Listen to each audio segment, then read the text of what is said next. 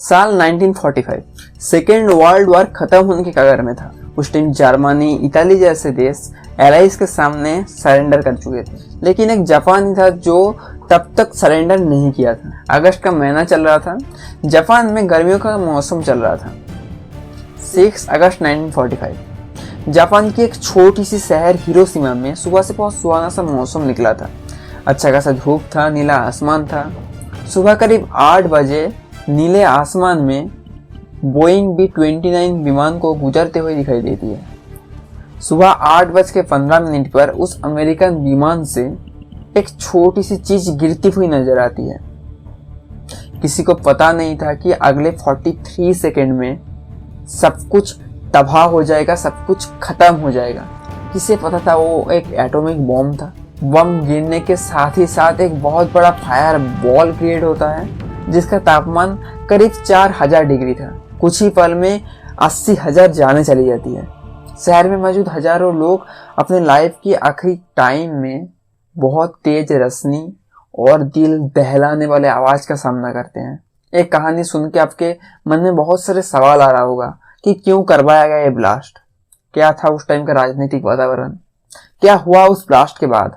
चलिए आज इस वीडियो में हिरोशिमा की हिस्ट्री को थोड़ा डीपली जानते हैं। वीडियो बहुत ही इंटरेस्टिंग होगा, सो प्लीज वीडियो के एंड तक बने रहिए। हमारे इस पूरी कहानी की शुरुआत होती है 1939 में, जब जर्मनी का एकनायकतंत्री नेता हिटलर पोलैंड में बिना कुछ डिक्लेरेशन पे हमला कर देते हैं और सूचना करते हैं सेकेंड वर्ल्ड वॉर की। सेकेंड वर्ल्ड वॉर दो बड़े एलाइज के बीच लड़ा जा रहा था। एक साइड था जर्मनी, इटाली एंड जापान, इन तीनों को एक साथ एक्सिस पार कहा जाता था, और दूसरी ओर था Soviet union, great Britain and USA, जिन्हें एक साथ एलाइज कहा जाता था। एलाइज में फ्रांस एंड चाइना भी शामिल था, लेकिन अमेरिका पहले इस जंग में शामिल नहीं था। उसका मोटिव ऐसा था कि एशिया यूरोप तुम लोग भाड़ में जाओ, मैं इस जंग से दूर ही रहूंगा।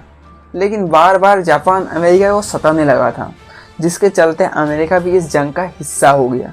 जापान में नेचुरल रिसोर्स बहुत ही कम था, इसलिए उन लोग अपने आस पड़ोस की देश को कब्जा करते थे और उनका नेचुरल रिसोर्स अपने फायदे के लिए इस्तेमाल करते थे।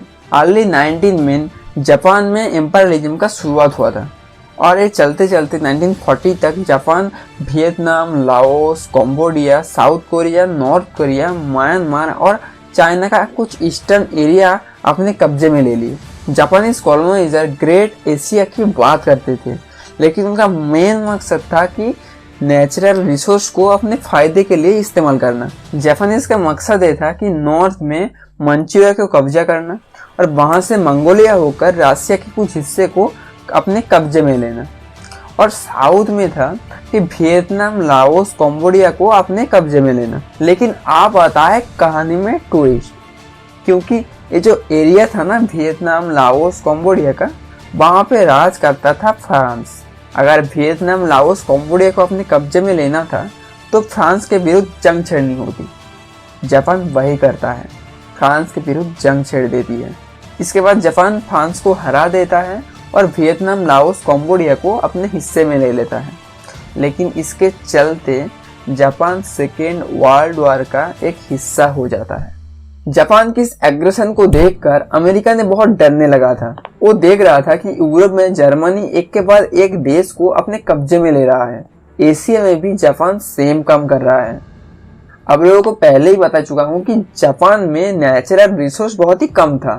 वो अपने हिस्से का 80% ऑयल अमेरिका से इंपोर्ट करता था। अमेरिका ने सोचा वो तो जंग का हिस्सा नहीं है, तो वो इकोनॉमिकली जापान को डैमेज करना चाहा। अमेरिका ने जापान में ऑयल इंपोर्ट करना बंद कर दिया और जापान के सामने एक कंडीशन रखा कि अगर जापान ने चाइना के हिस्से को छोड़ देगा, चाइना के हिस्से को खाली कर देगा, तो ही उसे ऑयल मिलेगी।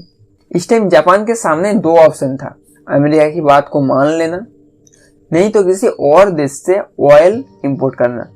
इस मुश्किल परिस्थिति में जापान अपना सेकेंड ऑप्शन ही चुनता है, क्योंकि अगर जापान अमेरिका की बात मान लेता तो पूरा दुनिया कहता हिटलर के सपोर्ट होने के बावजूद भी जापान अमेरिका के सामने घुटना टेक दिया।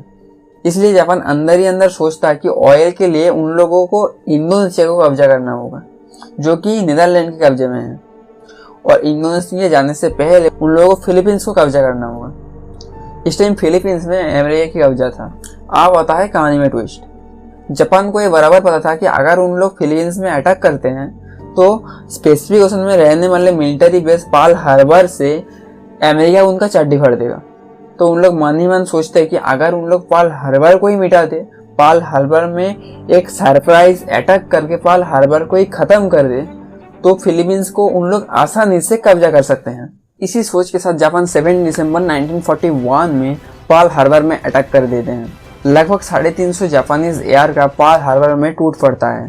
पर्ल हार्बर में रहने वाले अमेरिकन जिन्हें इस तबाही के बारे में बिल्कुल भी पता नहीं था, जिन लोग इस तबाही के बारे में वाकिफ नहीं थे, मानो तो उनके ऊपर कयामत आ पड़ता है।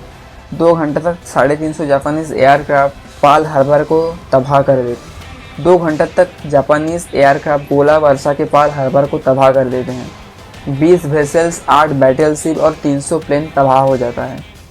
आसमान में काले बादल जैसा धुआं इस तबाही को दर्शा रहा था।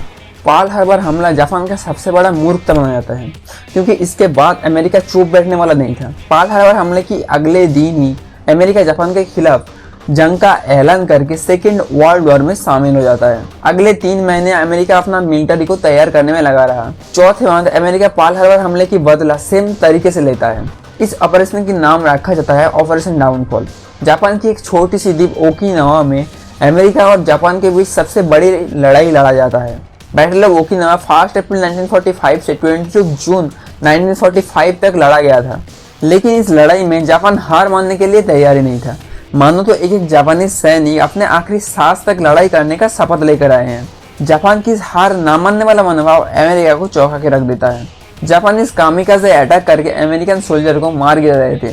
क्या आपको पता है कामिकाज़े अटैक होता क्या है? वो लेट मी एक्सप्लेन इट।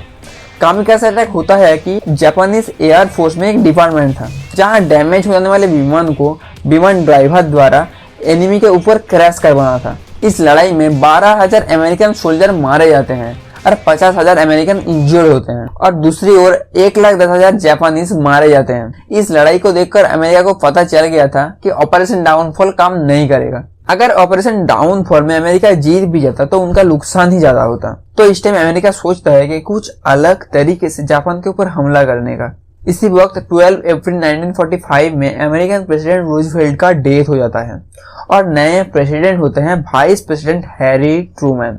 इसी टाइम हैरी ट्रूमैन को अमेरिकन मिलिट्री की एक टॉप सीक्रेट के बारे में पता चलता है। इस प्रोजेक्ट का नाम था मैनहट्टन प्रोजेक्ट। इस प्रोजेक्ट में बहुत सारे साइंटिस्ट दुनिया का सबसे पहला एटम बम तैयार करने में लगे हुए थे। हैरी ट्रूमैन इसे जापान के ऊपर गिराने का सोचते हैं। उन्होंने अपने आर्मी ऑफिसर, मिलिट्री इन सबसे बात करते हैं कि कैसे इसे जापान के ऊपर गिराया जाए। 26 जुलाई 1945 जापान को वार्निंग दे जाता है कि अगर जापान अनकंडीशनल सरेंडर नहीं किया तो अंजाम होगा पूरा तबाही। जापानी सोचे नहीं थे कि क्या होने जा रहा है। जापान का सम्राट हिरोहितो सरेंडर में तैयार थे, लेकिन अगर वो कंडीशनल सरेंडर होता, लेकिन ये तो अनकंडीशनल सरेंडर था, तो उन्होंने राजी नहीं हुए। इस सरेंडर से रिजेक्ट होने के बाद अमेरिका अपना आखिरी चाल चलता है। 6 अगस्त 1945 सुबह 8:15 में बोइंग B-29 विमान से लिटिल बॉय नाम का एक एटम बम हिरोशिमा पे गिरता है। 1 सेकेंड में 80,000 जानें चली जाती हैं। पूरा दुनिया पहली बार इतना बड़ा तबाही देखता है। ये था दुनिया का पहला न्यूक्लियर अटैक। इस अटैक से अमेरिकन मिलिट्री की पैर तल से जमीन खिसक जाता है। उन्होंने कुछ और सोचते उसके पहले ही 9 अगस्त 1945 में और एक बम गिरता है जिसका नाम था फैट मैन, अब नागासाकी में। 1 सेकेंड में पूरा शहर मिट जाता है। इन दोनों बम 2,60,000 जान ले लेता है। इसके बाद जापान एम्पायर हिरोहितो के पास कुछ और चारा ही नहीं था सरेंडर अलावा। 15 अगस्त 1945 में जापान सरेंडर करता है और फाइनली सेकेंड वर्ल्ड वॉर खत्म होता है। इस पूरी वीडियो को देख के आप ही कमेंट में बताओ, क्या अमेरिका का एक करना सही था? इस इंसिडेंट के बाद पूरा दुनिया को पता चल गया कि न्यूक्लियर वेपन कितना खतरनाक हो सकता है। इस इंसिडेंट के बाद कोई भी देश न्यूक्लियर वेपन का इस्तेमाल ही नहीं किया है। होपफुली फ्यूचर में भी नहीं होगा। वीडियो पसंद आया तो वीडियो को एक लाइक करके मेरा चैनल 8 सीक्रेट 07 को सब्सक्राइब कर लीजिए। साथ ही साथ नोटिफिकेशन बेल को भी ऑन कर लेना। मिलते हैं नेक्स्ट वीडियो में, तब तक के लिए जय हिंद, जय भारत।